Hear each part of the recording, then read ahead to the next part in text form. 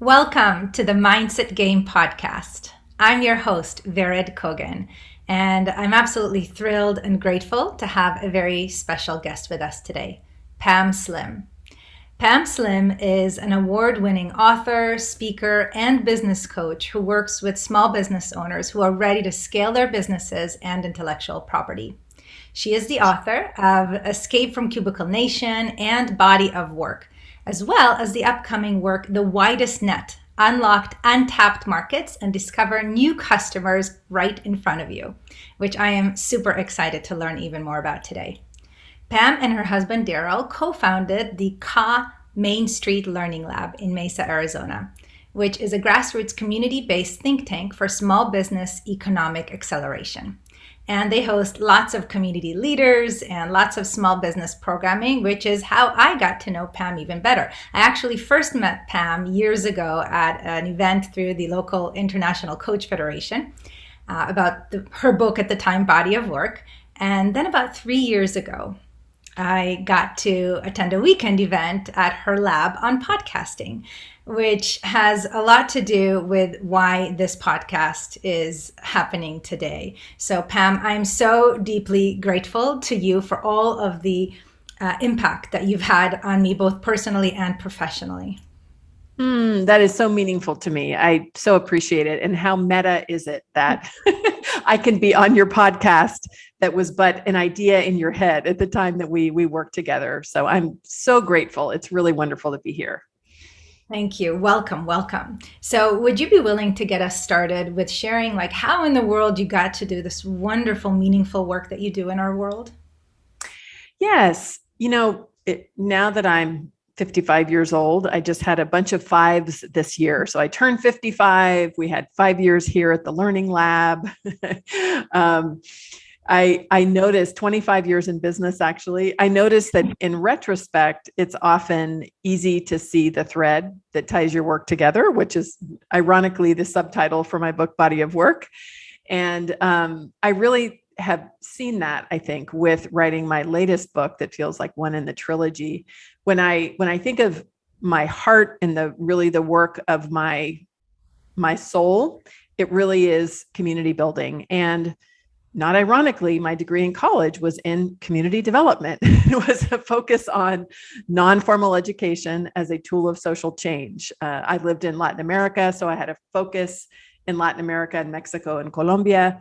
So that was my undergraduate degree. And because that focus was more in how communities around the world were using it, non-formal education as a tool of change, it very much had the roots of the wisdom and the knowledge lays with the people. It's not about outside organizations coming and imposing a big, heavy foot in a mandate. That really it's about removing obstacles and barriers that just keep people from flourishing and removing unhealthy structures that keep people in bad situations. So through now decades of work, I actually find myself in a place where I am doing work very deeply within my own local community here in Mesa, Arizona, around economic development, utilizing non-formal education as a tool of social and economic change. And, the journey to get to that place professionally has been always doing a core of work that involves really helping organizations and then later entrepreneurs make and take transformational journeys. So I was a management consultant for 10 years in Silicon Valley. I worked inside hundreds of different companies there and all across the country, really got a deep understanding of how organizations work and how humans and organizations work. And then the last 16 years or so, I've done startup work and really helping people in the early days around my first book, leave corporate to start a business. And then as I really developed with Body of Work and with the Widest Net, it's really more about developing meaningful work that really is world changing and then finding an audience for that work. So I was just telling another podcast host the other day that I'm really an author practitioner. So I write about the work that I do with my clients. And that's why it takes me 5 or 6 or 7 years between books, because I really do a deep dive of practicing, tools and models, trying to understand and uncover what are some of those obstacles that get in the way of people building really thriving businesses. Thank you for sharing that. And it's fascinating, I imagine, for people to hear your story of how you kind of intuited early on. I mean, as early as your college days, what was meaningful and important. And then kind of you went down a path, and a series of events led you back to what was in your heart, what was most meaningful to you, and what you believe can, it sounds like, have the greatest contribution to helping business leaders and individuals that want to fulfill a dream, as you've done for me. And so what do you think is most important for people to know around kind of how to build their audience, build their customers once they figure out what that thing is that is most meaningful to them? One of the core concepts from the book that can be helpful is just to juxtapose a very common way that we talk about building our businesses. And this is in our shared coaching arena, but it can be really across any type of business you imagine. And that is, we use a lot of language around building empires. So we talk about literally, I want to build my empire. I want to dominate the market. I want to crush my competitors. And I think, as you might intuit, that type of language, given my background of really believing in the power of movements and community and people, it doesn't really resonate. And I find that it doesn't resonate with a lot of people unless you happen to be the lucky person at the very top of the empire that's benefiting from everything. And it just is one of those very common metaphors, I think, that we use so often, not maliciously, but I think we don't often just stop for a moment and say, what actually are we talking about here, especially where people want to create the kind of business that's very inclusive and open and welcoming of customers from every background. So in contrast to empire culture, that really is about building a business that is centering ourselves as the sole expert, looking at other people who might be in our space as really competitors. We get very careful that, like, I don't want to share my stuff with you because you might run off and take my clients. And it's a very different kind of a feeling and a model. In the Widest Net, which is really based on this method that I've used now over decades of building community, you center your ideal customer is in the center of an ecosystem. And I found through experience and research that ecosystem already exists. If any of you, no matter what business you're in, were to ask your customer, in addition to the work that they do with you, if you're a service provider, if you provide a product to them, if you were to say, who are the other people that you turn to for advice about solving this same problem that I help you solve? Who are your favorite authors? What conferences do you attend? What other products do you use? Who are your other favorite service providers? They already have created this ecosystem around them of people, organizations, events, support, knowledge that help them to solve the problem. So my premise in the book is it's much easier to go to what I call a watering hole. So that's a place in person or online where somebody else very generously has already created a community. When you bop in, like I'm doing today, right, with your podcast, I all of a sudden have this warm and welcome introduction to people I probably have not met before. And through that connection, knowing we have a shared purpose of really wanting to help people transform in a way that's really positive and healthy, that means that we're really in this together. Our focus is in solving the problem of our customer. And yes, we need to understand within that system, where is our particular place? Where can we use our specific expertise? Because we need to have our really defined place within that ecosystem to be of value. But it's much more cooperative. It's much more strategic in the way that you analyze the best places for you to show up in person and online in order to build community. You explained that so well. And I also imagine it's much less lonely as you're doing that. And this is a podcast on mindset, of course, and this is such a mindset shift, I think, for many people listening. First of all, it's a much gentler approach, right? It's not a competitive, I need to, right, to do this, right? There isn't as much pressure, I imagine, because rather than this metaphor, as you said, of the empire or crushing the competition, it's one that is more based in love rather than an ego, more in the heart of what is this ecosystem and who is the client that I deeply care to serve at the center of this ecosystem, and how can we essentially hold hands, almost like see an image of, experts holding hands around, around this individual, almost like dancing around the circle, looking at the customer from all the different angles and seeing how can we support them and one another, because none of us have all the answers. We do need each other to create a more comprehensive perspective of what is the ideal solution. That's exactly it. It really is. And it does have, for me, being somebody who loves people, who, loves community and that nurturing, it is a much less lonely journey. So one of the hashtags I've used for a long time with this work, because I've been working on this book for really specifically about 7 years, and it's we all need each other. Like there's a fundamental mindset belief. We truly do need each other. And when you reflect on that in all ways, like we need that relationship with each other for survival within our human experience. We need each other. We need to have the partnership and collaboration with our clients and customers to solve what are really difficult problems to solve. I don't know about you, but it's not easy to be doing this work and to identify specific obstacles and challenges that folks have to create a business or to scale their business. There are some really interesting, unique challenges that to me is fascinating. It's part of what I love, is trying to figure out how to help them. But I've really learned more as a connector and thinking about it from more the ecosystem and Widest Net point of view, that really my job is to find the very best resources, support, information for them.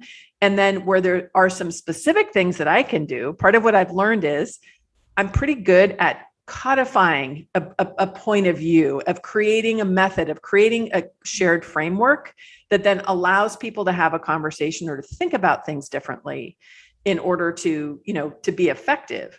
But like I can do my part in that of writing my book, but then there are so many other people who can come in and do all the other pieces. And just as you said, when I know other folks, when I'm introducing other wonderful people to my clients and customers, then they feel so, appreciative of that. They often share with each other. There's all kinds of wonderful, like secondary, tertiary, relationships that happen. I don't know if you ever met anybody, within the podcast, intensive we had, but it's a really common occurrence whenever I'm holding workshops or events that people will meet each other through that experience and end up either being friends or colleagues, or sometimes even doing other business ventures together. So to me, that's the part that just pays it forward, creates this ongoing ripple that is for the benefit of really where I think our work should be focused, which is the life and the challenges and aspirations of our clients and customers. Well, I'm so grateful that you are sharing this with our world, because I truly believe that this is the path for us to create these global solutions. And what I know from the research that I'm familiar with through the Institute of Heart Math, specifically around teams, I'm a trainer of their Activating the Heart of Teams program, that we do know that when we create a coherent field environment through those shared intentions, that we feed this field, this electromagnetic field, with love, and we can intuit collectively solutions that we may not be able to intuit on our own. And we've also seen this from research on peer advisory groups like Vistage Worldwide and other organizations like it. There's something very magical that happens when people get together in this ecosystem, as you said, in service, in genuine heartfelt service of the client. So what advice do you have then for individuals that are looking to really create this ecosystem, whether it is an ecosystem in the lens of like a business owner, author, that type of individual that's looking to, that's an entrepreneur looking to create it for their customers, or maybe internally at a company, right? Looking to create an ecosystem to solve a particular problem or to work on a particular project or serve a particular client. What is most important for them to know in terms of getting started in the best way? Yeah, well, there are 10 steps in the method 10 individual steps that are each correspond to a chapter. So it really is, part of like what I did in Escape from Cubicle Nation is try to break it down in a way that people can really understand. And there's one that feeds into the other, but they're kind of clustered into 3 main segments. And so when you're starting, there is, which are, the first few chapters are really focusing on always starting and reaffirming and defining your mission. Like, what actually are you trying to do? What is the purpose behind what you're doing? What's the meaning? What's the specific problem you're trying to solve? What is that change that you're trying to make? And that harkens back to my joy of being a management consultant. I feel like I've spent all of my professional life, like really defining what really is the problem here. I used to laugh when I would be brought into organizations and people would say, we need people training, And so that was always like, okay, that's a way to get me in the door. Can you be a little bit more specific? Like, what actually is the dynamic that's happening here that's leading you to believe that you need people training? And that's where you begin to really zero in on understanding fundamentally, like, what is our task at hand? What are we really trying to do? And that clarity is very important, whether you're looking internally or externally. There's a lot of application for the Widest Net method that I was thinking about when writing it that has to do, for example, with recruiting. There's so much in the world of recruiting now when we look at wanting to especially have a more inclusive, equity-focused lens on doing recruiting, that one of the things that happens in organizations that do not have an understanding about the watering holes, about the places in person and online where they might reach ideal clients. Let's say they want to have more female entrepreneurs or, engineers, or Black software developers or, Native American graphic designers. There is not often an understanding and a connection in these communities. And so when you really begin to do the work and understand why is it important for our business to have a workforce that reflects the actual world that we live in? How is it important to the development of products and services that we are hiring people that can help us build better products and services to reach a broader market? With that mission, then you look at what are your values? How are we going to do this work? What's going to guide what it is that we do?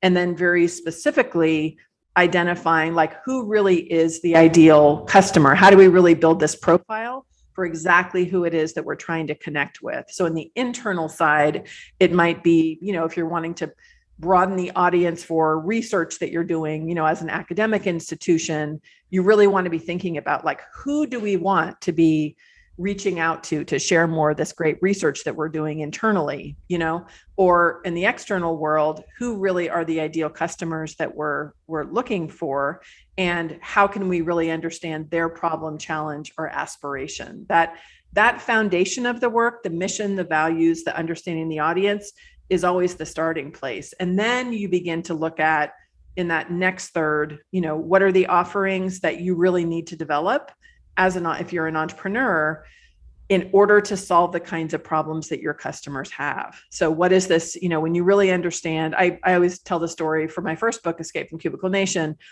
A lot of folks had written books about starting a business, right? What are the 10 steps? How do you get a website up and running? Not a lot of people were talking about that emotional experience that happens when you are preparing to leave this deep socialized role that you have as a corporate employee and go into entrepreneurship.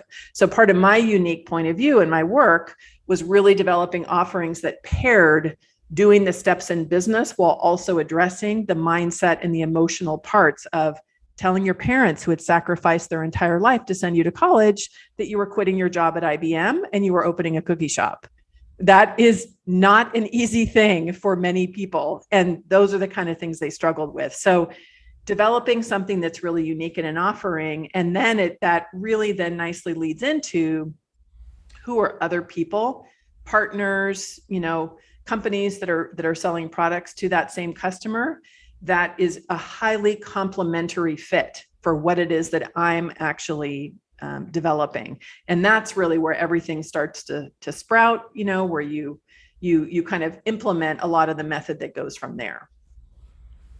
Thank you for kind of separating it for us into those thirds, into those phases. And I just love that you have that experience, that training, if you will, right? This, real life experience training with your clients and so on, to know the emotional aspect, because I believe that it really does need to be an inside out process, as you demonstrated to us, where, this first phase is really about what is the root mission and what are our, values, and really connecting our true, genuine, most important values to this opportunity that we can bring into the world. And that's when there's even more meaning, there's more emotion, which I believe is really important, because like you said, when we actually go out there in the next phases and share or express our truest intentions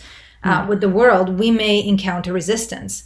And so the bigger the intention in terms of momentum, the more likely we are to stay the course and find a solution to our problems, or collaborate with people to find a solution to our problems until we make it happen.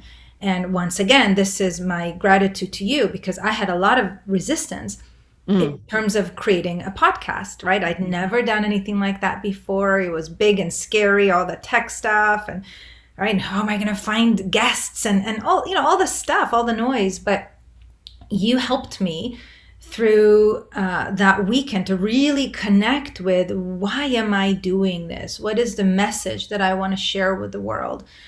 How does that connect with what's most important for me? And of course, then supported me through the next two phases, if you will. But I just want to really acknowledge you for appreciating how important mindsets and emotions are in this process, because at the end of the day, it's not just about what's my audience, who are my customers. It's what is most meaningful and important to me, and then it makes everything else much easier to access. It's really true. And it's interesting, because I find historically, through the couple decades that I've been in business, there can be what I think to be untrue, a feeling that either you are a technical, tactical, objective business person, or you are somebody who's more a community builder that focuses on the touchy-feely stuff and the parts of business that are, wouldn't that be nice if I had the time in order to build community? Or, isn't it quaint that you care about the life and the heart of the people who are your customers, who are keeping your company afloat? And I'm, of course, being a little bit pithy there, but it really is true that there's been a lot of a distinction between that as one or the other, of just having, a polarity that either you're going to be a true business person, or you're going to be somebody who really cares about people. And to me, everything is really more about integration, because what's so interesting, and I think being a coach for so long, it's fascinating when you can look at how many industries have sprung up around helping people maybe who have been in a very transactional business environment, where they basically have learned to turn off their emotions. They just get through the day. They're not really thinking about people as humans. And then often at the end of the day, they feel disconnected. They need to take meditation, classes and services, and go on retreats to Costa Rica. And, Costa Rica is awesome. Nothing wrong with Costa Rica. But in my own experience, it is so much more enjoyable to just integrate being present and mindful and doing really amazing, life-changing work with clients. My clients do real things in the world of business. They grow significant, substantial, very profitable businesses that are centered around a really positive mission. But I find, and I find they find, when they're doing so and they're doing that building, being conscious about the fact, first of all, that that's really the way they develop their leadership. Their leadership comes from being very conscious about how they're growing, how they're navigating some of these very human issues. A lot of mindset things I know that my clients will come up against very frequently is around money, right? When we're getting ready to scale, as folks are transitioning from one level set in their mind, like amount of income, to another, or maybe where they're really expanding their audience, there is all kinds of mindset things that come in where they really have to revisit, retell, create a new true story for themselves about their capacity for transformation. So it really goes hand in hand. And my goal always with folks is to help them to reach whatever are their defined objectives. For some people, it's to eventually grow a $10 or $100 million business. For other people, it would be to have a highly profitable $200,000 business where they take home 70% of the profits or something, but to do so in a way in which they wake up, like I feel lucky to do every day, truly with joy and curiosity for doing this work, even after many decades of doing it. I think, Pam, there are a lot of people who are listening right now that are very grateful for the message that you're sharing, because it makes it easier to consider doing the things that they deeply, truly want to do. Meaning that they're not alone, meaning that there are programs and support out there that they can create this kind of reciprocity framework, this ecosystem that you speak of, and that they can get support to kind of clarify their message, to really prioritize. And so when it comes to mindset, you talked about kind of some of the beliefs that people may have and some of the fears, perhaps. What advice do you have for those individuals that are saying, okay, I really want to believe what Pam is saying, that it makes sense, but I'm afraid. I'm afraid of taking that next step, or I'm afraid of, that people in this potential ecosystem are going to say, well, who are you to be a part of us? Or, that my clients might not see me as the expert. What advice do you have for them to overcome some of that resistance? I have always looked at fear as a coach as really a teacher and a gift and a protective force. Inevitably, whenever I or any of my clients are facing significant fear, as soon as we start to dig into, tell me what in particular you are afraid of as you are preparing to hire your first full-time employee, in your consulting business, which is a very common, like, first major step for a lot of folks that maybe have just had part-time consultants or freelancers that have been working with them. And as they answer, very often it's things like, I'm really worried about the ongoing responsibility that I have financially to make sure that now I can pay for this employee in addition to myself. And I'm the sole income earner in my family. And so that worries me. As an example of a specific fear, that is so useful to know, because that is something that we need to make sure that we build into the plan to analyze really where are they financially, what kind of savings do they have, what kinds of resources, what is their cash flow projection, what is their business model, to help them make a decision that can give them some confidence that whatever their greatest fears are could be overcome. There are fears sometimes that just come unfounded, right? People will say, gosh, if I really speak up and I say what's on my mind, I may get challenged or I may be rejected. That's probably true. Like, that's an example. Maybe not. Like, maybe not. It happens when you begin to share your message more broadly. You could get challenged, but then you can begin to really get underneath that, right? And say, well, what could I do? How could I prepare myself? And to me, it's always going back to the core of the root of the work that I do, which is, what kind of contribution do I want to make to really strengthen the fabric of our small business ecosystem? I feel like around the world, it's the particular kind of work mode that's going to give the most people the most flexibility and capacity for growth and for change. It's not the only thing, but for my own contribution, that's an area where I know I can help. And if it means sometimes that I might say something foolish and get called out online, then how am I going to respond to that? What's a way that I can, acknowledge what happened, address it, apologize, and then let myself move on and deal with kind of the emotional aftermath?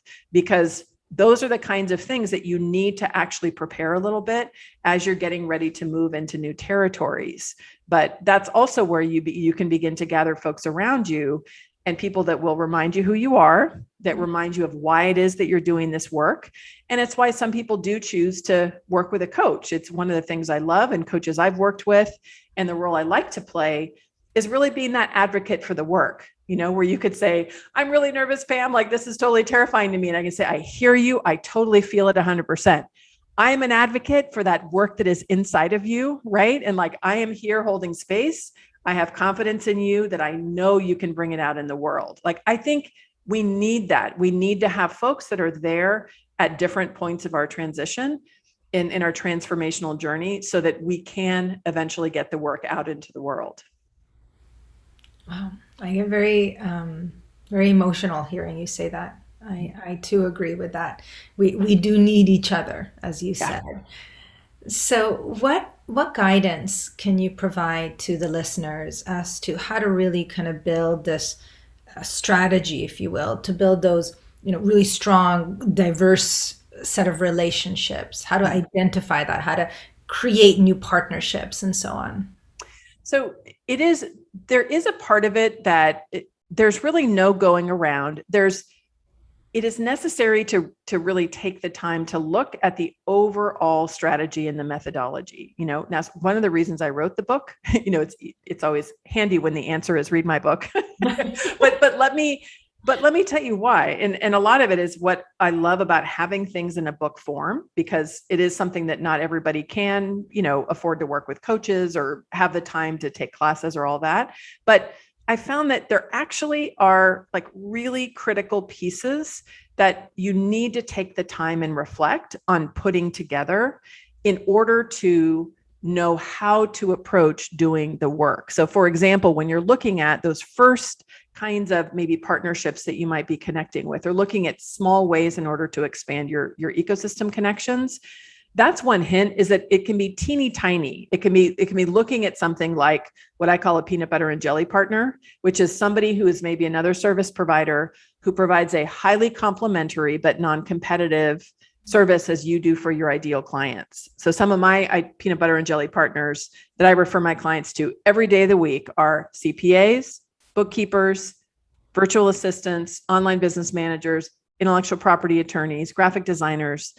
These are people every day that my clients are working with so that they can actually accomplish the work that we're doing together. So when I know that, and first I could just ask my clients, like, besides the work that we're doing together, do you have any other favorite service professionals that you're working with? And you could reach out to do a quick, like a 15-minute get to know you call, where you could just say, tell me a little bit more about your work and what's your philosophy. That's where you start to go back and over time, slowly get to know more about that person, get to know their values. And there's in the partnership chapter that in the book, there's all kinds of specific questions that you really should be asking as you go through doing like a formal partnership. But one of the things that I realized in doing this work in real life with real clients is that it actually does take time to thoughtfully figure out how you're going to engage. And one of the things I think that stops people from taking what I call tiny marketing actions, from just like reaching out a little bit more, is they haven't done the foundational work of really clarifying, like, who am I and what is my work and what are my values? Who is that kind of partner I'm looking for? And so they might just go out there and start to do stuff, and it can feel very disembodied and not very strategic. And so that's why I think it's so important to take some of the time to do the ecosystem analysis. It ends up becoming one of those practices that's really ongoing. Like, you just constantly are looking. I'll be driving into work in the morning. I love listening to podcasts, my favorite thing. So I might listen to a podcast and there's a guest on where I'm like, oh my gosh, this would be such an amazing person to connect with that could help my clients. I can't wait to refer them. And I might come to the office and then in my ecosystem spreadsheet, be listing that person. And then that person can become maybe a future guest for a collaboration. Maybe I can just post about them on social media. Maybe I could, share the particular tool that they're providing with, or, write an article including them. But it becomes more a way of life where you're constantly looking for things that are going to make your customer's life easier. And that's the part that, I think some people might have the expectation that, I want to get my entire plan. I know exactly what I'm doing, and I'm just going to reach out for the partners and I'm done. And it's more about having this be a continual process that over time allows you to really expand your audience and your reach. Yeah, thank you for explaining that. And I'm very familiar with your books, including Body of Work, and I do highly recommend that the people listening also check out that book, because it just brings so much depth as to how to get to know yourself and what you call body of work is all about, like you said, because when that foundation is strong and you're very clear about what is that root mission and what is most important to you, then as you're right, as you said, it's easier to over time to create the ecosystem that's going to be the best fit. And then there's the least resistance in the body because it's the most aligned. So there's more motivation, intrinsic motivation to reach out consistently, to follow through, to have those 15-minute conversations, build that trust, which will eventually create a very strong ecosystem in support of our clients. It's right. And it's funny. I use the example of Brene Brown in my latest book, in the Widest Net, but it was funny and wonderful and amazing way back when I was writing it. So we wrote Body of Work in 2013, and most people, I imagine, have followed Brene's amazing trajectory into the stratosphere. I've always loved her work. I knew her, from earlier work that she'd done. So she read a version of the book, and she provided a blurb for it. And we had sent it off, and it's one of those things when it's going to the, print, like you're waiting to get the final endorsements, and hers just like slid in last minute. That was like, oh my gosh, let me share this. And she was like, I read the book and finally it made sense. Like all these different ingredients I have as a researcher, as somebody who's a social worker, as a speaker, like I can finally understand like how my ingredients are coming together. And it was just, for me, so meaningful because I have so much admiration for her work. That was in 2013. As we look at what it is that she's done, and just really looking at the beautiful way in which she's really sharpened her body of work, the messages that she's had now, of course, through a whole series of super successful New York Times bestselling books, but also through the beacon of her podcast, which is something I talk about in the book, where she's really centralized her main communication vehicle for her body of work now through a podcast. And if you look at her audience and the work that she and her extended organization has done, she's worked with companies ranging from Disney to the CIA, to the Seattle Seahawks, to the US Army, to, working with social workers and teachers. She just absolutely embodies how it is that you can look through the lens of understanding, in her case, how, wholehearted living, leadership, shame, vulnerability impacts our ability to be connecting and really creating meaningful leadership. And you can see the kinds of audiences that's really opened, for her. So it's just always really neat to see and to begin to deconstruct a little bit. We can tend to look at the world and just say, oh my gosh, that was amazing. I wish I had a viral TEDx talk that ended up, catapult me into the stratosphere. But it's usually not really accidental like that. When you look at folks that are really building a solid body of work and deliberately building an audience, there is that through line of really being clear about what is that part of the work that you really want to build, and how are you building it in a way that's going to be very, very useful and accessible for a lot of people. You can have the long-term strategy of where it is you see the work growing. And then you need to have the short-term strategy of, sometimes for a lot of entrepreneurs, of saying, oh my gosh, it's almost September 30th. Like, how am I going to make my mortgage payment next month? And having that balance between short-term things you can do and then the longer-term strategic business development things you can do. Yeah, and that's a really cool example that you've shared there in terms of Brene Brown and her body of work. So what about those people right now, Pam, that are saying, okay, I don't know what that mission is for me. Like I get it. I need to be really clear, but I'm doing my best and I'm still not crystal clear. And there's so many people that I could serve. And, it's kind of scary to zoom in and be very, very strategic and intentional for a particular group of people that you most want to serve. What can you say to those individuals now that are like, I'm not even there yet? It's really important to just, like you said, acknowledge where you are at each stage of business. And I know in the earlier days at Escape from Cubicle Nation, somebody who might be, I would say tongue in cheek, but also seriously, hating your job intensely is not a business plan. So just because you hate your cubicle and you think entrepreneurship will make you sexy, fun, free, and creative, it does not a business make. You have to have a viable business idea, people willing to pay money, and to do something that you're actually physically able to do.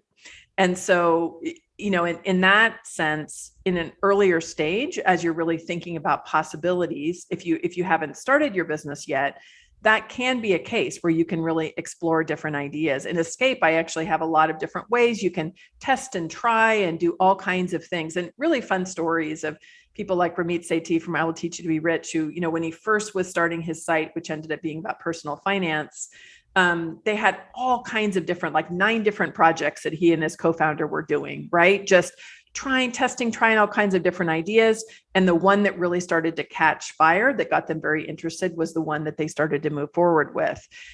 When you're in that phase, and you don't need to instantly make money, sometimes that's a really good time to have a well-paying job where you don't have to be out there getting customers and just to experiment to find out where you want to go. I know in a lot of the work that I do, like body of work is really about how can you be deliberate in figuring out what might be that next stage. And that's really why I wrote that, is people can go through a certain stage where they're ready for the next iteration. So either they're ready to scale differently in their business, or shift directions, or maybe go back to corporate after they've been, working for themselves. So that book and that process is really for folks in that stage. In order to really be at a stage where you are ready, to grow, you need to have some of that stuff defined. So the biggest thing I find is, because it appears to be so easy sometimes, where people are like, just do it, just figure out your mission, just do it, figure out your audience. And people who might not quite be in a stage, like personally, professionally, even spiritually, right? Like, think about your own journey of life for any of your listeners. Sometimes it's just not quite the right time for certain things to happen, right? For you to find the partner of your dreams, or for you to move, to a new location or start the new job. Sometimes it's not quite the right time. And the best thing that you can be doing is like attending to yourself and really exploring. But I find there's a natural energy. A lot of my clients that I work with, they're at this stage where they're like, I got it. Like, this is it. This is the big mission. And I'm just really ready to find the audience. So that's really where it comes from. But hopefully I provided, some resources where people can look if they're at an earlier stage in the journey. Yeah, thank you. Thank you for sharing that. So for those people, as you said, that they've done the work, they've explored, they've given themselves permission and time to be able to do that. Yeah. They're ready to cast a net, so to speak, to really identify who their ideal customers are. What's one tip, kind of as we kind of move towards completion here, that you believe everyone must really embody to either overcome their own biases, or to really kind of identify who that ideal customer is for them? The method that I share in the book comes from my dear friend and colleague, Susan Beyer, who is here in the Phoenix area, who is an audience segmentation researcher and specialist. And her work has totally changed my life and the life of my clients. The way that she defines your ideal client is, at first, at least, not anything to do with demographics, because that's often where it is that we go first. Like, I just want to work with women, or I want to work with, men between the age of 20 and 35 who live in New Jersey. And those things can be helpful later. But what we really want to center as the key part of our audience definition, and mind you, you can have 2 or 3 different audience segments that you work with in a service-based business. But you want to be focusing on what is a core problem or challenge that you want to help your client solve. That's the way that you might define it. So in my Escape days, I was working with people that worked in a corporate job that really, really, really wanted to leave, but they were kind of scared of financial calamity, right? If they quit. And so within that definition, there were people across all kinds of demographics, ages, gender, sexual orientation, you name it, that fit that. There is a very specific place then in which you choose, hey, and I want to do this work, and I would love to be working with folks that come from this particular background. That's when it is that we add the demographics in. So here at the Main Street Learning Lab, our focus is on BIPOC entrepreneurs, Native, Black, Latinx, Asian entrepreneurs, really highlighting their leadership and visibility. The demographics are very important to make sure that they have space to be creating and sharing their leadership. But really, underneath that, the problem that it's solving is really a safe space in which people can explore, test, and try their ideas. So that, I think, is something that can be very liberating for people. It's an iterative process. You can solve different problems at different times, right? But there's a very specific method that Susan uses in the book that I use, using her method, of course, with attribution, that is really, really helpful. So I think that's the best place to start. And just to realize, you can solve many different problems. You can work with different audiences as you go through time. It doesn't mean that you have to work with a particular audience forever, but if you really are at a stage where you want to grow, you need to make some decisions about what is a core problem, challenge, or aspiration that I'm excited to help my clients solve, and how can I build my business around that and my growth strategy around that.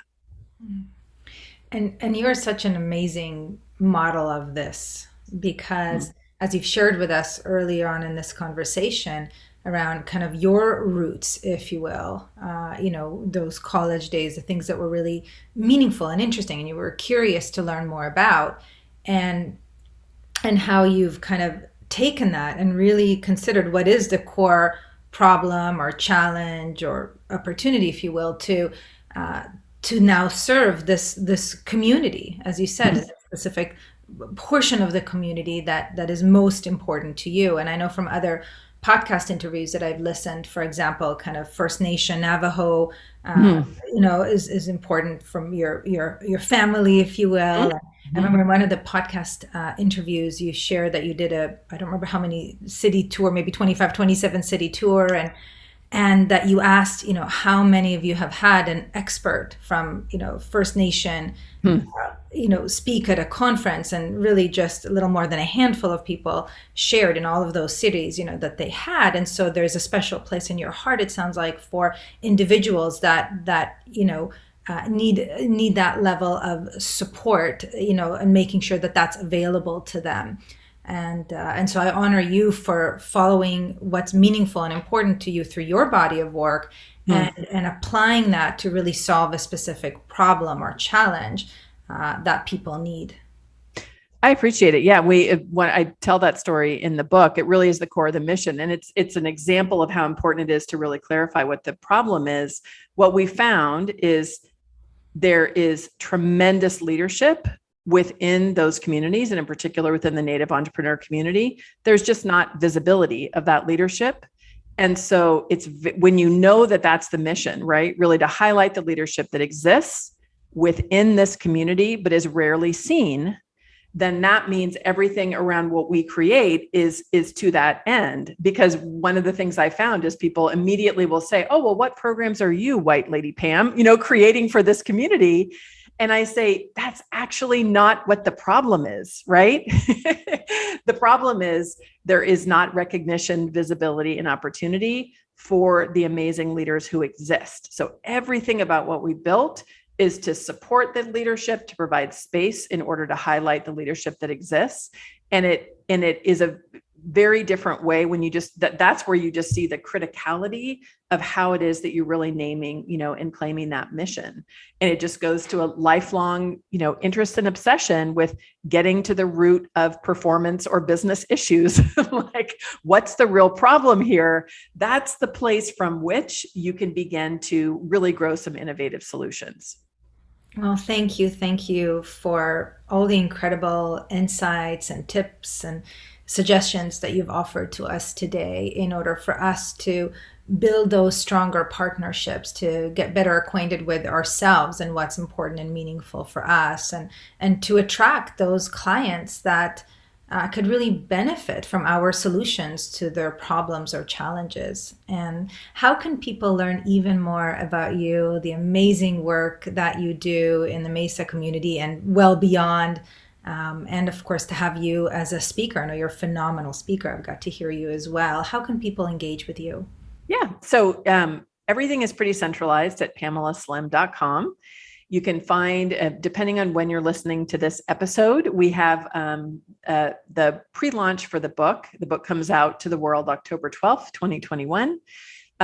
if you go to pamelaslim.com/the widest net, that's where we have some kind of cool bonuses that we put together to really help. I'm a big workbook, worksheet, template kind of a person. So almost everybody I work with is like, how can I have the exercises, to go through it in the book? So we have some cool things like that, and what I call a super class that we're doing on marketing planning.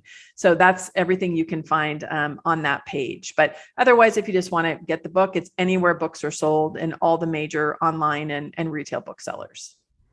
Excellent. Thank you, Pam, once again, from me personally and on behalf of all of our listeners. I think we needed to hear your important message today. Our world needs to hear this message from you and others in your ecosystem so that we can all grow and evolve together. Thank you. I appreciate it very much. Thanks for having me.